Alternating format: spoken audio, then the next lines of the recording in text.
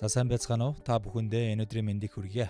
Өнөөдөр та бүхэндээ Facebook-ээс хэрхэн видео бичлэг татах талаар бяцхан зөвлөгөөг хүргэх болно. За бид видео бичлэгийг татахын тулд эхлээд Facebook дээрх видео бичлэгээ тоглуулна. За ингээд дээрх линкийг хуулах эсвэл баруун дээд ууланд байгаа энэ 3 цэг дээр дараад copy link хийж болно.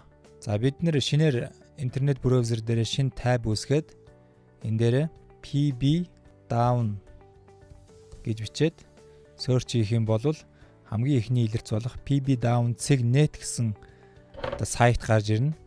За энэ сайт руугаа ороод Facebook-ийнхаа саяны хуулсан линкийг бид нэр paste хийгээд тавих болно. За ингээд download хийгээд дарахлаар за саяны бичлэг маань ингээд энэ гараад ирсэн байгаа та бүхэн харж байна.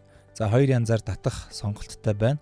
Normal quality буюу стандарт чанартайгаар, за HD буюу өндөр нэгтрэлтайгаар нь татнаа. Та бүхэндээ би өндөр нэгтрэлтайгаар нь татаж үзүүлье.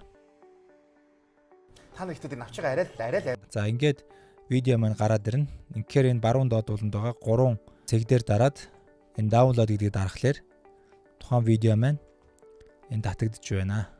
За нийт 12.5 МБ хэмжээтэй файл байна. За ингээд видео файл маань татагдсан байна. Та бүхэнд одоо тоглож үзүүлье. Та нэгтүүдийг авч байгаа арай л амар балдаг байсан байл шүү. За ингээд видео файл маань компьютер дээр маань татагдсан байна. Бичлэг таалагдсан бол YouTube суваг дээр маань subscribe дараарай. Бусдтайгаа хуваалцаарай. Дараагийн хичээл дээр уулзцгаая.